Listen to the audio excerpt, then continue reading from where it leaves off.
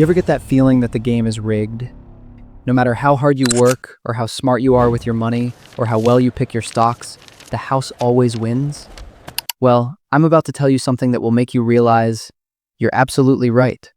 But the house isn't some secret hedge fund in the Hamptons. Sell now. It's the United States government. And it's not just regulating the market anymore, it's becoming the market. Most people missed this, but in the last few months, Uncle Sam has quietly become one of the biggest new venture capitalists on Wall Street. I'm not talking about buying treasury bonds. I'm talking about owning pieces of the most important companies in America. I'm talking about straight-up equity. The government is now a part owner of Intel. You know, the company that makes the chips in your computer. It owns a chunk of MP Materials, which is the only major rare earth mine in the entire United States. It's got a huge piece of Lithium Americas, the company controlling one of the biggest lithium deposits in North America. And it even holds what they call a golden share in U.S. Steel, which literally gives the White House veto power over a private company's decisions. This isn't a grant. This isn't a loan that gets paid back. This is the government taking ownership. This is a fundamental rewrite of American capitalism, and it's happening right under our noses. And the craziest part? We're copying the exact economic playbook of our biggest rival, China, the very model we spent 50 years telling the world was corrupt and dangerous. So how did this happen? Where is this all heading? And what in the hell does it mean for your 401k when the government starts picking stocks? We need to talk about this. But first, if you appreciate this kind of deep dive investigation, the stuff they don't talk about on CNBC, do me a huge favor and just annihilate that like button. It tells the YouTube algorithm that we need to have this conversation, and it helps the channel more than you know. Thanks. So my first question was, how? Is Jerome Powell on Robinhood? Is the Fed short squeezing meme stocks? No, it's a lot more bureaucratic and way more powerful. They use their funding for MP Materials, again, the only rare earth game in town, to get a 15% stake through something called convertible preferred stock. That's Silicon Valley VC level stuff. And for Lithium Americas, the Department of Energy used a massive $2.3 billion loan as a Trojan horse. They stuck in a clause that gives them stock warrants, which is a fancy term for the right to buy 10% of the company on the cheap if the project works out. And that golden share in U.S. Steel, that literally gives the White House veto power over who they can hire and what they can sell. So let's be crystal clear. The government is using the CHIPS Act, the Department of Defense, and the Department of Energy as its own private equity firm to acquire stakes in private American companies. The line between free market and state control isn't just blurry, it's gone.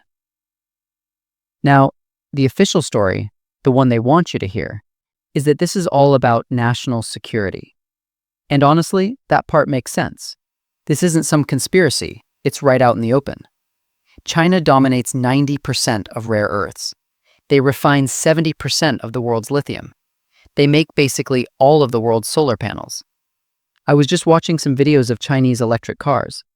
They're making $30,000 EVs that would put a $100,000 luxury car to shame. They have 400 plus miles of range, luxury interiors. If they sold those here, Tesla, Ford, and GM would be toast. Why? Is it because they're just smarter? No, it's because their government subsidizes the entire supply chain. They steal our R&D, then use government money to build it cheaper. It's not a fair fight. Our free market, bless its heart, cannot compete with a state-run command economy that's playing to win. So, the US is finally admitting it. After 50 years of scolding the world about the dangers of state intervention. China, that's unfair. Stop those subsidies. Stop manipulating your market. We've basically just said, you know what? That looks pretty smart. If you can't beat them, join them. We are now fighting fire with fire. So who cares? The government protects our supply chain. We're more secure. We bring jobs back. What's the big deal? Well, this is where it gets really dangerous. This changes the entire incentive structure of our economy. Why would a company spend $1 billion on R&D, on actual innovation and building a better product, when it could spend $10 million lobbying a politician to get a $2 billion government handout and a 10% equity buy-in. It's called rent-seeking. It's when you make money by cozying up to the government, not by building a better product for your customers. This is how you get less innovation, less competition, and more cronyism. The market stops being about who has the best idea and starts being about who has the best lobbyist. We're worried about China's economic model, but this is its biggest weakness.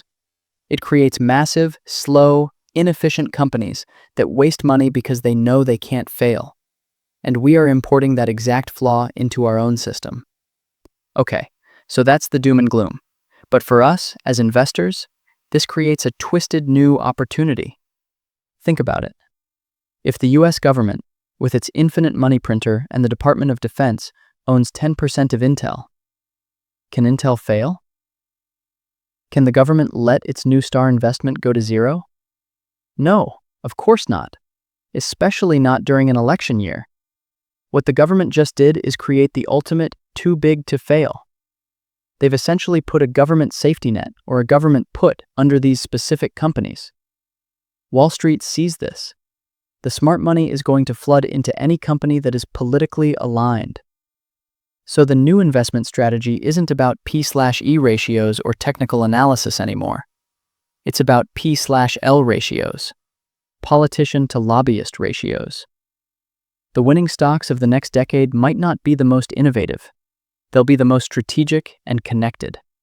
Look, this is a huge, huge change. Maybe it's the only way to compete with China. Maybe it's the beginning of the end for the free market as we know it. But one thing is for sure. The government is in the game. They are no longer a